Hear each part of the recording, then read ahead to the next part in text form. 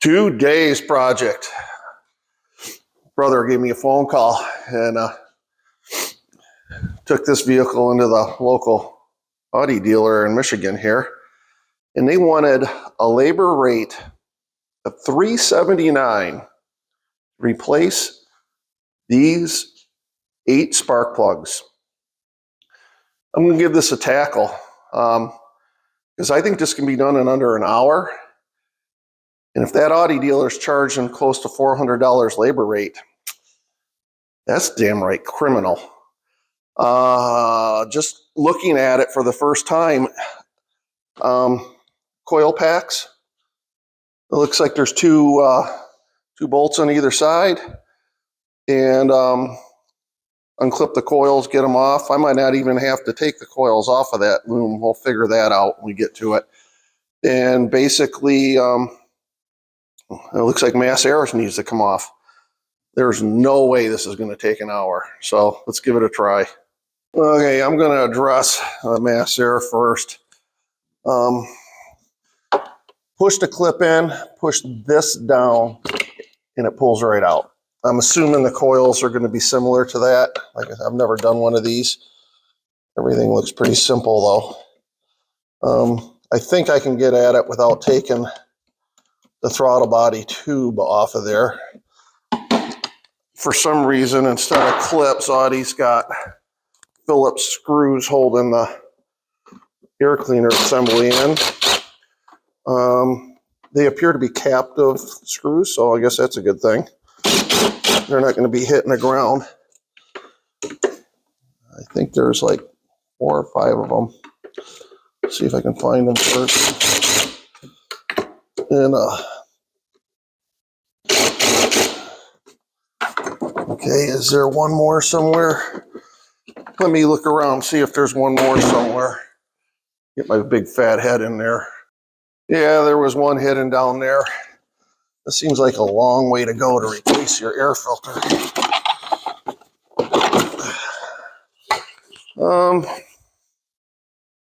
Looks like he needs an air filter, huh? Yeah. We're going to blow that out, or we can call the parts store in town and see if they got one. Okay, so now that that's out of the way, let's see, it looks like these, I'm going to take these out. Let me get the tool. I'm going to loosen up the wire loom before I try to take these off the coils. Hey, there's a, looks like a T20 here. I'm not going to use the impact on that. There's no need for that. I'm not that big a hurry. Well, looks like that was made to put that there. So I'm only going to show you the one side just because this is the hardest side. The other side looks like you need to take the dipstick out. Now, let's see if we can break these loose. Oh yeah, this is a piece of cake. Oh, the dealer wanted how much? Oh my God. It looks like I did not break any tabs. That's good.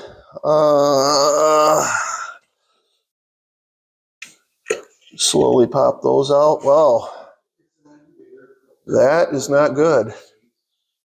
Why is there oil? He's got a valve cover gasket leaking here. I don't know if you can see that or not. Jeez. Oh yeah. He's got a valve cover leak. What to do about that? Oh yeah. Ask them if they got valve cover gaskets too. Okay, I'm going to move on to the other side. Okay, I don't want to pull these spark plugs out of here with oil in there. So I'm going to get some brake clean in each one of these holes here to dilute it down a little bit.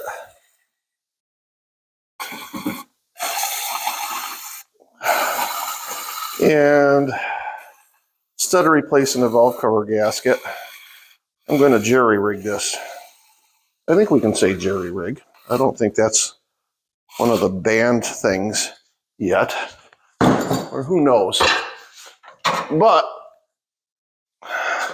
so I've diluted it down a little bit. Let's see if I can suck some of this out of here. I don't even think it's going to make a difference.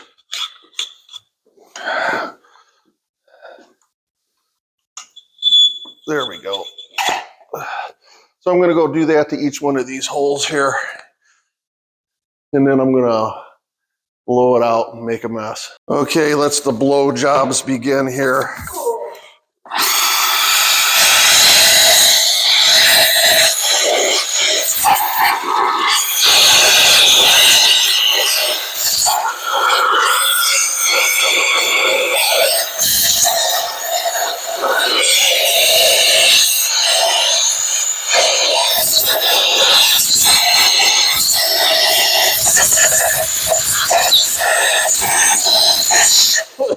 Oh man,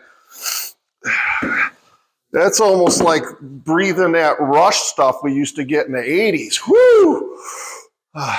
Let me clean the fender off. Okay, for me to do the jerry rigging, I want to get all the oil and crap that's stuck to the inner spark plug tubes here where it mates with the valve cover.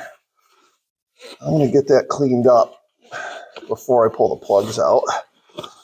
What I'm going to do is I'm going to RTV that joint from the inside. But I want to get the old plugs out first.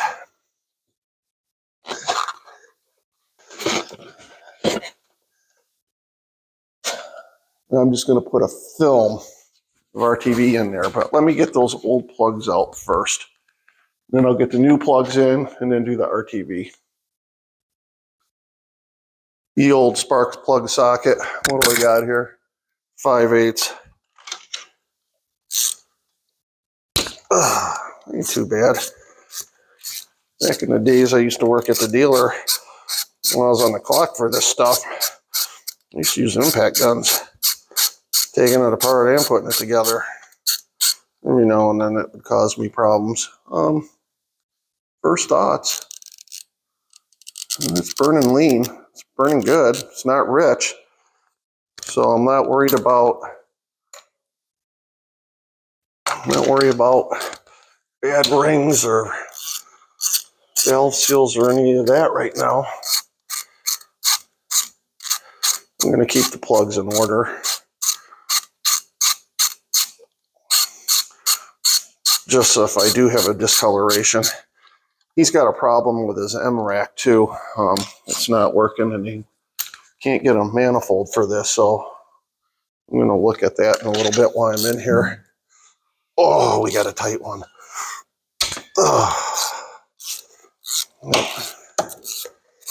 So far, I am not seeing $400 labor rate. Are you? Nope, not seeing that. I'm thinking that dealer in Michigan. I can't say what I'm thinking. I'll tell you that right now. I mean, to be honest, I've only got like 15 minutes into this side. And this is the hard side, or it appears to be.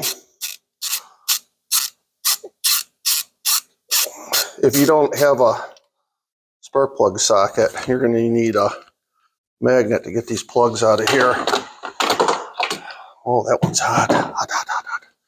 So far, they are all looking good. So just basically going to put this together in a reverse order. I'm not going to drop the plugs down in the hole because I do not want to bend that electrode. It probably won't bend, but it's better just do it that way. And I won't bore you with putting all the plugs back in, but I'm feeling the crush washer seal crush. Click. It's torqued properly. And if you have a good spark plug wrench, the rubber will stay in it. And let me show you where I think the oil's getting in. This seal right here comes down, slides down, and seals in here. So it appears that there's a stand here. It's probably the cam carrier. I'm not familiar with this engine, but it's probably the cam carrier. And then this is the step going into the cylinder head. So what I'm going to do is put a dab of RTV on my fingers, and I'm going to seal that lower one right there the best I can. I'm not going to put a lot on there. I just want to seal that lip.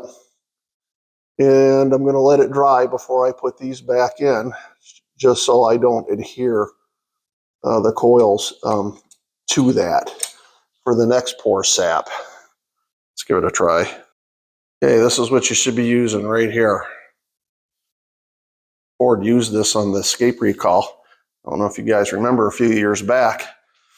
I don't know if I can say this or not, but the thousands of escape engines that were catching fire, Ford's fix was, one of the fixes, is to put a gutter behind the turbo so that, or above the turbo, so that the oil leaking out didn't leak on the turbo. And they used this to seal that gutter so the oil would drip down the gutter and onto the ground instead of on your turbo and burn your car down. Yes, that's an actual thing that Ford did. Well, I'm going to use this, so I'm just putting a little on my fingers here. And then I'm going to go in and I'm going to run it around that lower step. Woo, that's hot. I'm going to do this very quickly, is what I'm going to do. So let me go ahead and get all this done. And what I'm doing now is I got some RTV, that upper part of the tube. There's no way to avoid it where this would seal. So I'm just taking it down to that step where the RTV's in there.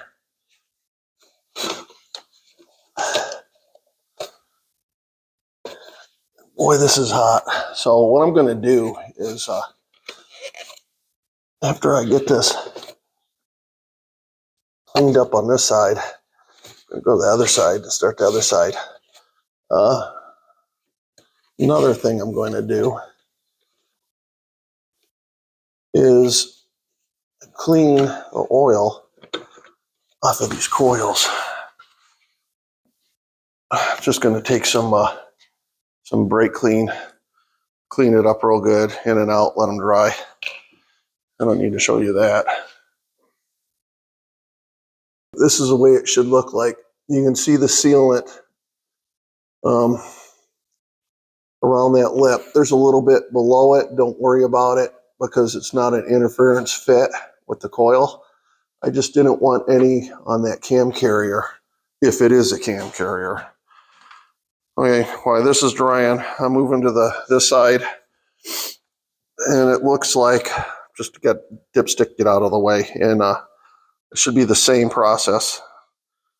If anything different pops up, I'll let you know, but I doubt it will. Okay, I cleaned these off with brake clean.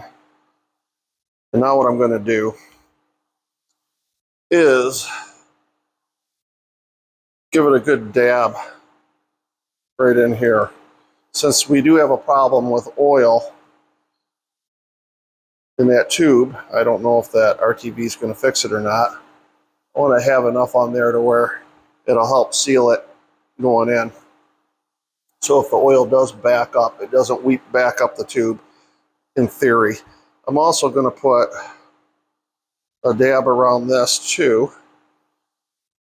There's a little bit of a groove there, so if there's any weeping of oil from the cam cover, this will minimize the oil getting down in there. So and it's just a matter of pushing it back in. So let's do this to all of them with the coils in. Get them started on each of the connectors, and then you should hear a click. I don't know if you heard that or not. You should hear a click when you put them in.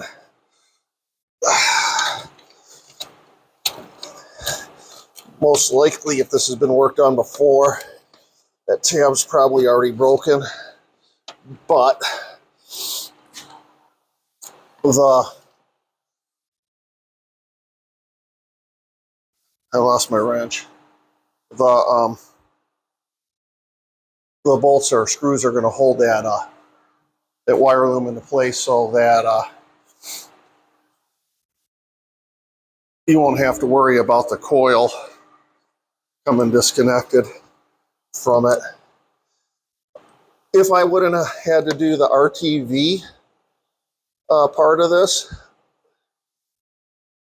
job would have taken all of 20 minutes, but I think we're still well under an hour.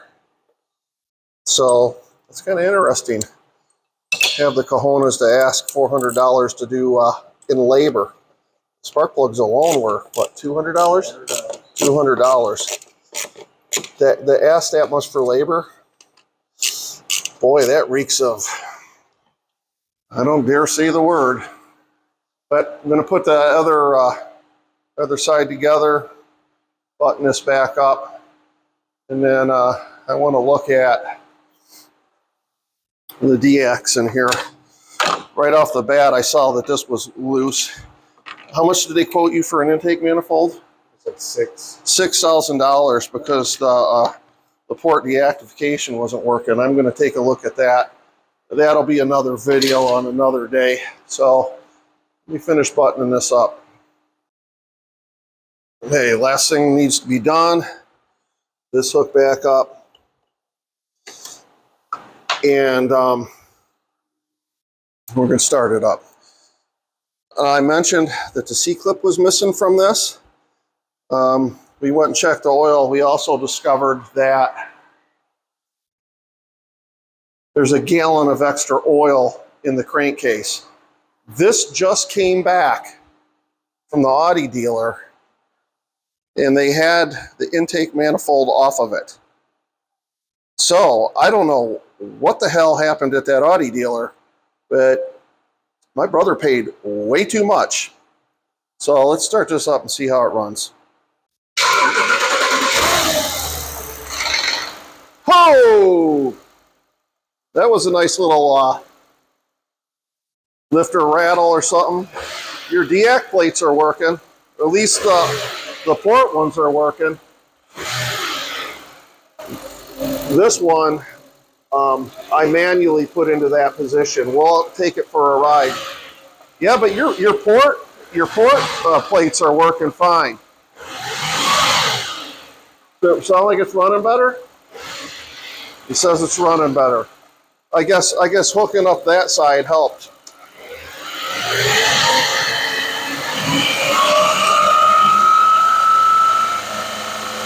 I'm not seeing this quantum plate there. It's wanting to move, but I don't know. We're gonna go take it for a ride, see how it runs. Well, I just put it on the code reader, and it said that it was a DX plate code, hard, and it was because that C-clip was missing. Mind you, the dealer wanted $6,000 to replace the whole intake manifold. I put a like 5-cent C-clip on there and it fixed the problem. That's wrong. So we decided now that we got it running good and the misfire is missing, or misfire is fixed, we're going to change the oil now. And the fact that they added 5 extra quarts to it, I don't understand. I don't understand what's going on. But anyways, as far as I'm concerned, spark plug job is done.